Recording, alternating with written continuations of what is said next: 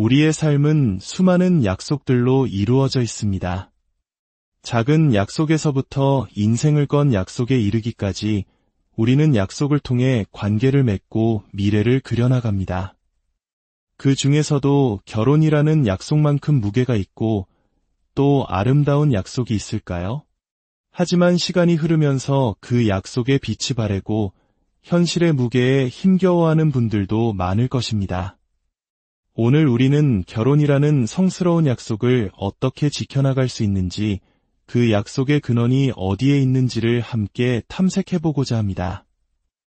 이 이야기가 여러분의 마음에 깊은 울림을 주고 지친 영혼에 새로운 힘을 불어넣기를 소망합니다. 본격적인 이야기에 앞서 잠시 여러분의 마음을 구합니다. 만일 이 메시지가 여러분의 마음에 와 닿는다면 이 영상을 공유하는 것은 다른 이의 마음에 은혜의 씨앗 하나를 심는 것과 같습니다. 여러분의 좋아요와 구독은 저희가 이 귀한 여정을 계속해 나갈 수 있도록 돕는 작은 기도가 됩니다. 이 말씀을 듣는 모든 분들 위해 하나님의 평강이 함께 하시기를 기원합니다. 함께 기도하는 마음으로 시작하겠습니다.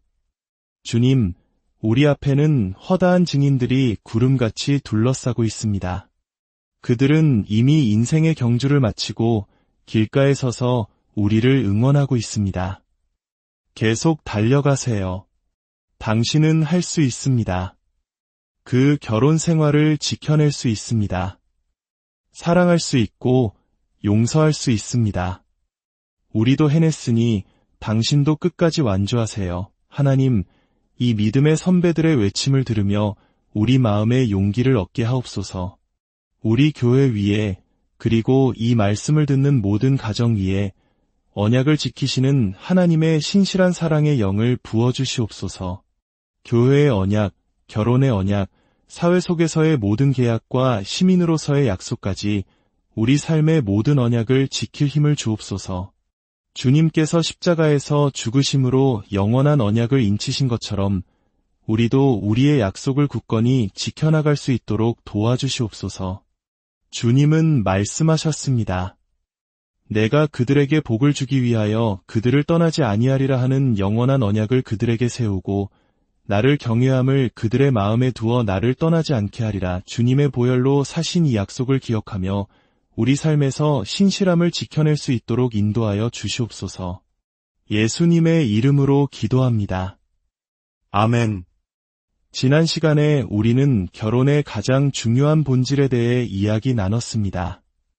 그것은 바로 결혼은 그리스도와 교회의 관계를 보여주는 거룩한 모형이라는 사실입니다.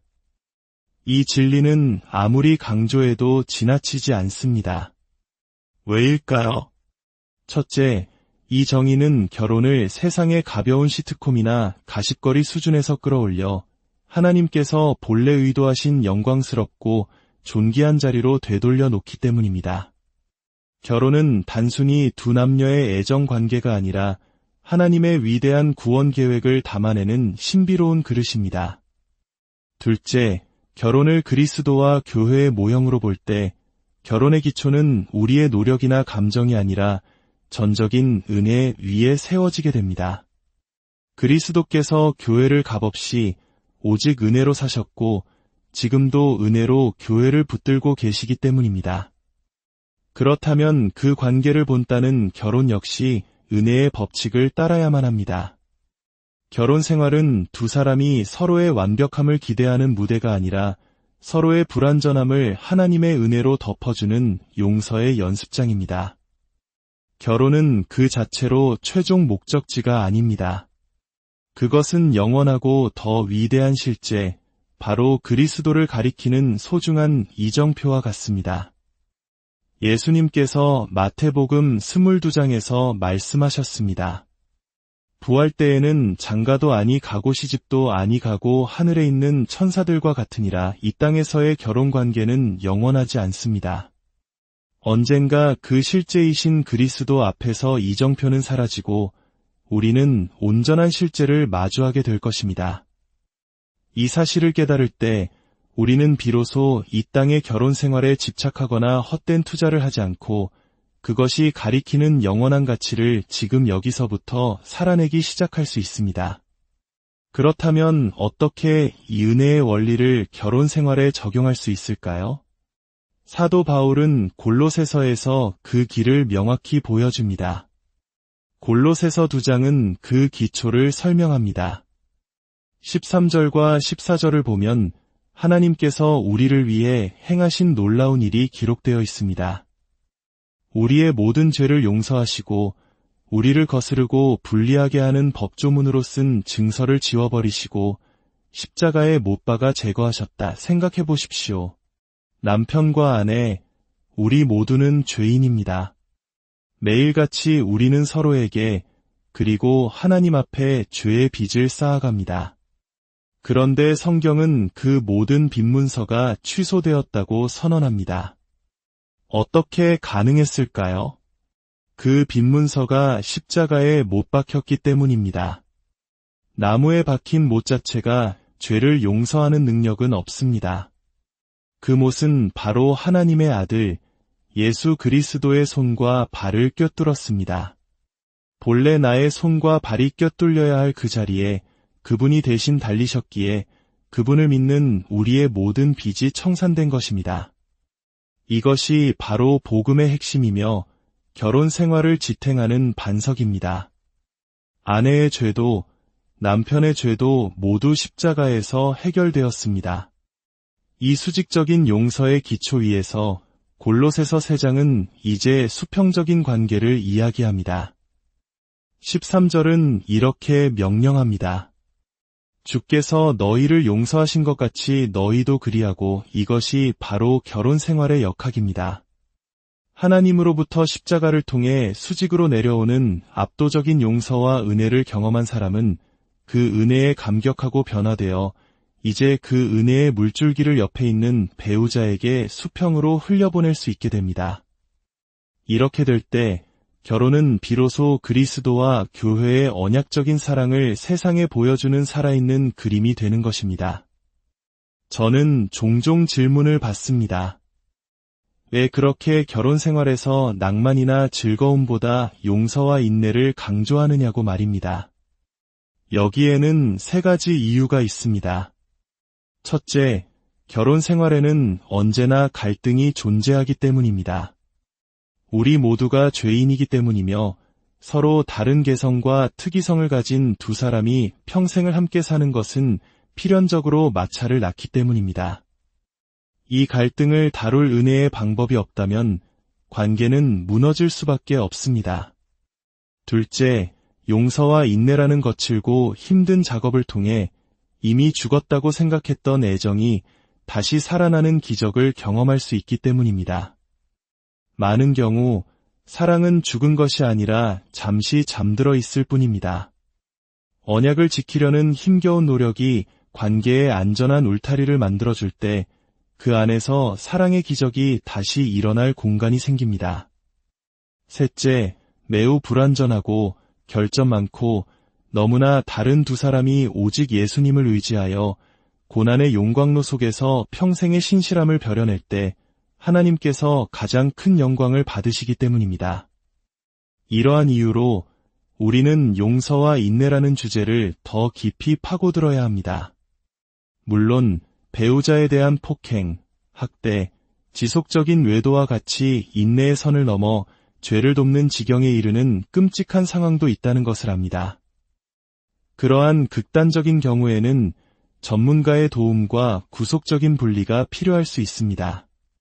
하지만 오늘 제가 나누는 말씀은 수많은 가정들이 그러한 파국으로 치닫지 않도록 막아주고 이미 벼랑 끝에 선 이들을 돌이키며 어쩌면 이미 헤어진 이들까지도 다시 하나님의 은혜 안에서 회복시킬 수 있는 근본적인 원리에 관한 것입니다. 골로새서 3장 12절에서 바울은 이제 우리가 어떤 옷을 입어야 하는지에 대해 말합니다. 그리스도께서 이루신 이 모든 구원의 기초 위에서 그리스도인 남편과 아내는 어떤 영적인 옷을 입어야 할까요? 바울은 명령을 내리기 전에 우리가 누구인지를 3가지 놀라운 이름으로 다시 한번 일깨워 줍니다. 그러므로 너희는 하나님이 택하사 거룩하고 사랑받는 자처럼 그렇습니다. 이것이 바로 저와 여러분의 정체성입니다. 첫째, 우리는 하나님이 택하신 자입니다. 세상이 창조되기도 전에 우리의 어떠함과 상관없이 하나님께서 우리를 그분의 소유로 선택하셨습니다. 이 사실은 우리를 향한 어떤 비난도 무력하게 만드는 강력한 진리입니다.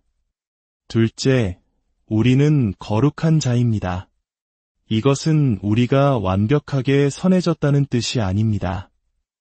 하나님께서 세상의 무리 속에서 우리를 따로 구별하여 너는 내 것이라고 도장 찍으셨다는 의미입니다.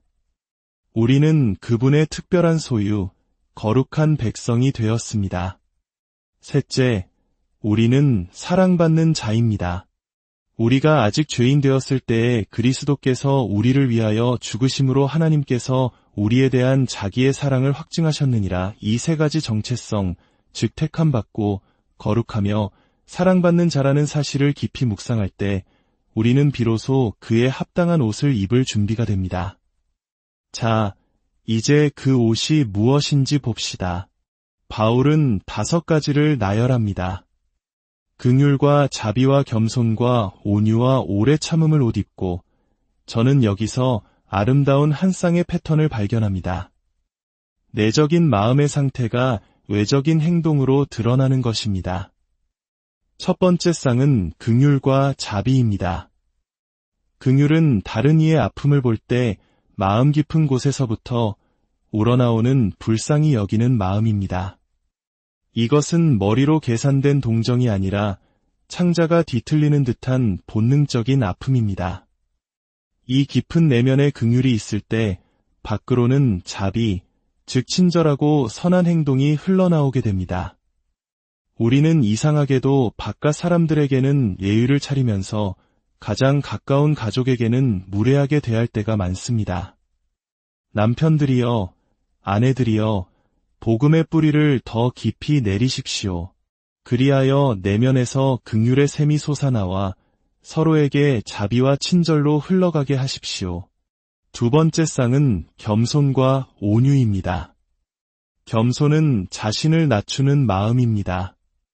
교만하고 자기중심적인 마음이 깨어지고 부드럽고 상한 마음을 갖는 것입니다. 이런 내면의 겸손은 온유라는 외적인 태도로 나타납니다.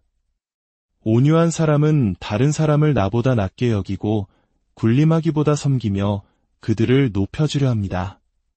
남편이든 아내든 우리 안에 교만이 꺾일 때 가정은 평화를 찾습니다. 이 놀라운 변화는 오직 내가 하나님께 값없이 택함받고 거룩하게 구별되고 무조건적으로 사랑받는 존재임을 깨달을 때 일어나는 기적입니다. 그 압도적인 은혜가 우리의 교만을 산산조각 내기 때문입니다. 세 번째는 조금 다릅니다. 하나의 내면적 상태와 2개의 외적인 행동이 나옵니다. 바로 오래 참음과 그로 인해 가능해지는 서로 용납하는 것과 서로 용서하는 것입니다. 오래 참음은 말 그대로 쉽게 화를 내지 않고 오랫동안 고통을 견디는 마음입니다. 우리 안에 있는 분노의 심지가 짧다면 복음의 은혜는 그 심지를 아주 길게 만들어줍니다. 이 내면에 오래 참음이 있을 때 우리는 비로소 배우자의 단점과 실수를 용납하고 우리에게 지은 죄를 용서할 수 있게 됩니다. 분노는 가정을 파괴하는 가장 큰 적입니다. 분노는 어디에서 올까요? 그것은 복음을 진정으로 믿지 않는 데서 옵니다. 내가 얼마나 큰 죄를 용서받았는지, 얼마나 놀라운 사랑을 받고 있는지를 순간순간 잊어버릴 때 우리는 배우자의 작은 실수에 분노하고 상처받습니다. 남편들이여, 아내들이여, 매일 아침 복음 안에 여러분의 믿음의 뿌리를 깊이 내리십시오. 그 은혜에 대한 경이로움을 잃지 마십시오. 내가 받은 구원에 감격하지 않을수록 가장 가까운 배우자가 그 대가를 치르게 됩니다. 자, 이제 오늘의 핵심 비유인 퇴비더미 이야기로 넘어가 보겠습니다. 이것은 저와 제 아내가 수십 년의 결혼 생활을 통해 발견한 지혜입니다. 여러분의 결혼 생활을 푸른 풀과 아름다운 꽃들이 만발한 넓은 초원이라고 상상해 보십시오. 결혼식 날 두 사람은 희망에 가득 차 그 초원에 들어섭니다. 눈앞에는 아름다운 언덕과 나무들이 펼쳐져 있고 따스한 햇살과 시원한 바람이 붑니다. 평생 이 아름다운 초원을 함께 거닐고 싶다는 꿈에 부풉니다. 그런데 얼마 지나지 않아 여러분은 초원 곳곳에 있는 솥동을 밟게 됩니다. 어떤 시기에는 어딜 가나 솥동 천지인 것처럼 느껴지기도 합니다. 이 솥동은 바로 배우자의 죄, 결점, 약점, 그리고 나를 짜증나게 하는 습관들입니다. 우리는 그것들을 용서하고 인내하려고 애씁니다. 하지만 문제는 이 솥동들이 어느새 관계 전체를 지배하기 시작한다는 것입니다. 어디를 밟아도 냄새가 나는 것 같고 초원의 아름다움은 온데간데 없이 사라진 것처럼 느껴집니다. 우리는 초원을 즐기는 대신 또 밟을까 봐 솥동만 찾아다니는 사람이 되어버립니다. 바로 이때 우리에게 필요한 것이 퇴비더미입니다. 퇴비더미는 인내와 용서가 만들어내는 지혜로운 공간입니다. 남편과 아내는 함께 삽을 들고 초원에 흩어져 있는 솥동들을 한 곳에 모으기 시작합니다. 그리고 그 주위에 울타리를 칩니다. 솥동들을 퇴비더미에 던져 넣으면서 서로에게 솔직하게 인정하는 것입니다. 여보, 우리 초원에는 정말 솥동이 많네. 당신도 나도 이 관계에 많은 솥동을 가지고 들어왔어. 그리고 약속하는 겁니다. 우리가 이 솥동들에만 집중하느라 이 초원이 얼마나 아름다운지 잊고 있었어. 이제부터 이 더러운 것들을 한 곳에 모아두자. 그리고 꼭 필요할 때만 저곳에 가자.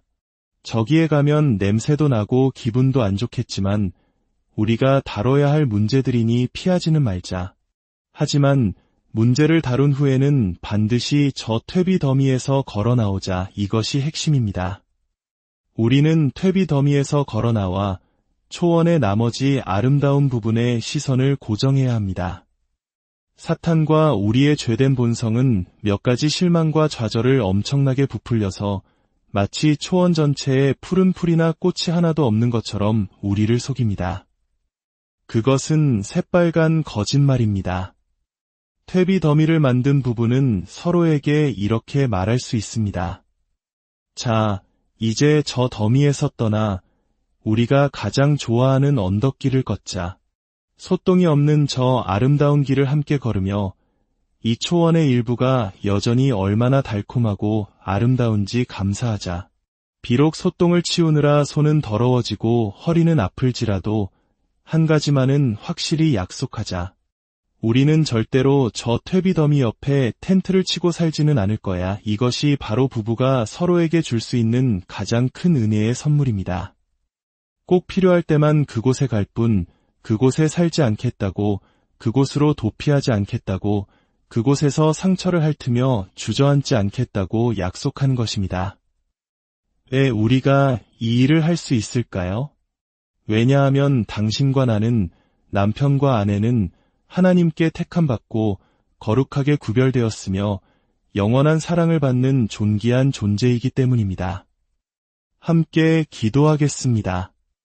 은혜로우신 하나님 아버지, 오늘 나눈 모든 말씀은 오직 주님의 기적적인 은혜로만 이루어질 수 있음을 고백합니다.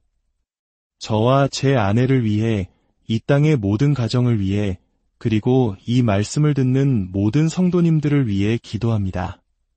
주님의 그 놀라운 은혜가 각 가정의 강물처럼 흐르게 하옵소서.